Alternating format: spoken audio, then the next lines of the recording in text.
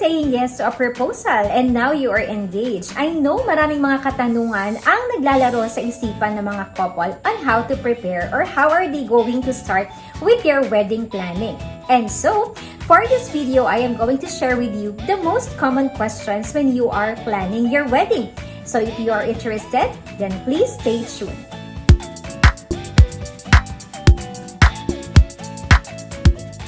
In my years of experience, ito yung mga usual questions na nare-receive ko coming from my client or even mga inquiring client pa lang. And so, I compiled itong mga common questions to share it with you guys. Number 1, how do you plan a wedding? So, ito talaga ang unang question na pumapasok sa isipan ng mga couple. Paano nga ba simulan ang wedding planning? Lagi ko sinasabi sa aking mga clients that when you start planning your wedding, you really have to sit down with your partner and discuss or establish your preferences. Like for example, you have to decide on what date, on the location, and of course, the budget for your wedding. Usually, it starts during the papamanhikan. You know that because it's a tradition here in the Philippines. Na kailangan, during the papamanhikan, meron na kayo kaagad date na ipopropose or sasabihin sa mga parents ninyo. Like what I said on my previous videos, it is really important that you establish your preferences. If you want to know more about that one, just click on the link below. I will be putting it there, my video or my vlog about the first phase of wedding planning roadmap, which is establishing your preferences. Number 2, what is the best month to get married here in the Philippines? Madalas nating naririnig or nababasa natin na magandang ikasal during June because you will become a June bride. But then again, here in the Philippines, mas maraming kinakasal or tinatawag nating peak season ang months ng bare months plus January and February. Maybe because the environment is very festive, so parang ang ambience ay parang masaya. So makulay kasi there are additional decorations all over the place. And usually, we don't really consider June here in the Philippines kasi nga, nagsastart ang ating rainy season, sometimes first week of May pa lang. So here in the Philippines, we consider the rainy seasons as not the best months to have your wedding. But of course, we can consider having it during bare months or summertime here in the Philippines. Number 3, how much does a wedding cost? For me, this is a personal question. Only the couple can tell kung magkano talaga ang budget na kaya nilang i-invest sa kanilang wedding. That also depends, nasabi ko kanina, about your preferences. What is the concept or what is your concept about your wedding? Sometimes it is really hard for like a planner to share with you or to tell you a specific budget for your wedding because it really depends on the general idea of your own wedding. So marami pang mga questions na kailangang itanong sa inyo ang inyong mga planner just in case na magtanong kayo ng gantong question because they have to consider also your idea about styling, gaano karami ang number of guests, saan location, will it be a destination wedding or you have this set of suppliers that you want to have for your wedding already. So basically, your budget will depend on your expectation. Number 4, who pays for the wedding? Well, here in the Philippines, we all know that we have this tradition that usually it will be the groom or the side of the groom who will pay for the wedding. But guys, nowadays, mas marami na ngayon ng couple that they really save for this big day. So, ibig sabihin, it's either share sila 50-50 ng costs for the budget or sometimes they already have this fund that they actually save for years before they decide to get married. And of course, yung fund na naipon nila will be spent for their wedding. Number 5, where should I focus my budget? Again guys, we have to go back to the establishment of your preference. Marami sa mga clients ko na nag-splurge on sila or nagpo-focus sila to spend more budget on food, sometimes on location, sometimes on the styling, or even sometimes sa mga photo video, and of course, minsan sa gown na din. But for me, it is something personal. It depends on the budget that you want to allocate for every suppliers. But for me, Dito sa Philippines kasi, it is important for us Filipinos na we splurge on the food.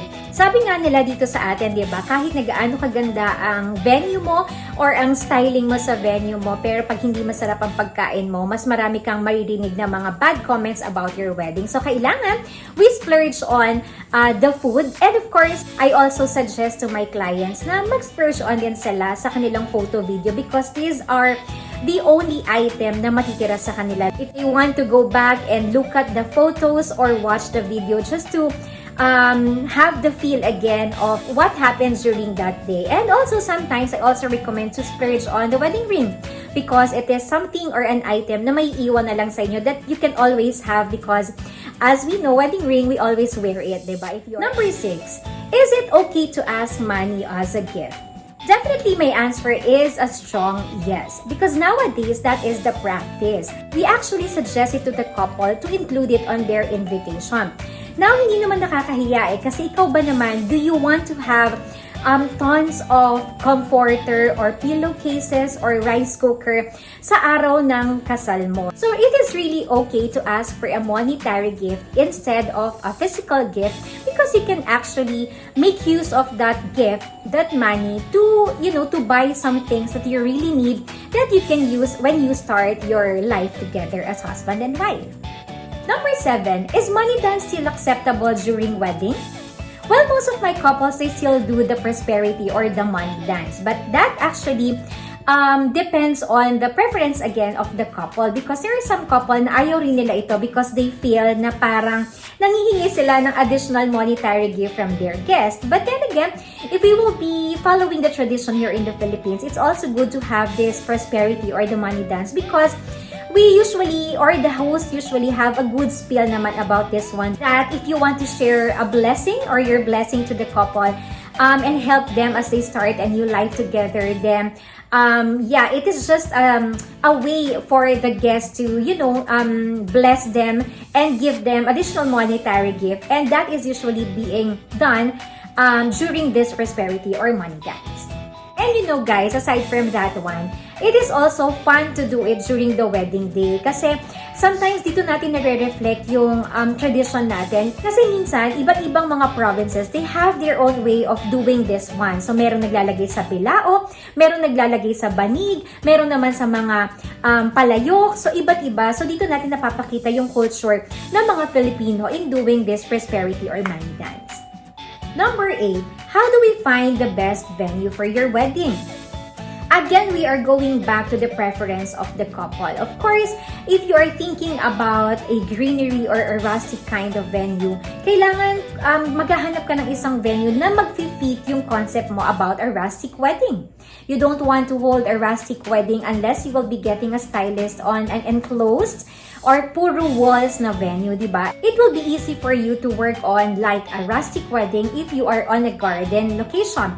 And also, sabi ko nga, you really have to discuss about this with your fiancé or your fiancé because it is important that you also consider your guests because in terms of proximity and accessibility of your location. Okay, number 9, how do you invite your guests? Okay, I usually suggest to my couple to make a list of all people that they want to be there on their wedding day. But after that one, I still ask them, among the people on the list, sino yung gusto talaga nilang to be present on their wedding and sino yung may good to be invited. So, magkaiba tong dalawang ito. So, kailangan you have to prioritize kung sino talaga exactly people that you want to be there and to witness your wedding and sino yung good to have. So, dito kasi, you can actually downsize or shortlist talaga your invitees. Especially now that we are in a pandemic situation. So you really have to downsize the number of your guests because of the restrictions coming from the government. So it will be easy for you to really distinguish kung sino yung mga gusto niyo to be part of your wedding just to witness the ceremony and maybe later on when pwede na tayo ulit to have a big gathering, we can have a more big celebration to invite the good to have people on your list. Number 10, When do we send invites? So this is a very good question because a lot of couples are having really difficulty in deciding when to give the invitation. Sometimes they send out the invitations too early, and sometimes naman it is too late now for the guests to reply. If you really want to notify your guests about your wedding, I always suggest to the couple to release a save the date note via electronic or via FB page post, especially for guests who are still coming from overseas. So you can notify them that you will be having a wedding on a specific date and location, and then to follow will be the formal invitation. And in terms of the schedule of releasing your invitation, it's the best time to release it 2 months before the wedding, at least giving them time to decide if they are coming or they will regret the invitation. And it will be helpful for you as well, so you can still summarize who are coming, and you can still replace those people who will be not coming on your wedding day. And you can still notify your caterer should you need to adjust the number of guests in terms of the food. Number 11, should we have an open bar? Well, a lot of my clients coming from overseas or based abroad, they actually wanted really to have a mobile bar because most of their guests are fond of drinking after party. So now we have an option. It really depends on you. If you still have a budget for this one, though it is really not part of the major suppliers that we should have for our wedding, then you can have it, of course. We can have that mobile bar. But then again, there is also an option coming from the caterer that you can actually bring in some wines and liquors and just endorse it to them, or just pay them a little for the ice and maybe a service fee so that they can serve it to your guests. But if you have an extra budget, I also encourage or suggest it to the couple because it's another station that your guests will truly enjoy, and it adds fun to your wedding reception also. Number 12, is it hard to process the church requirements?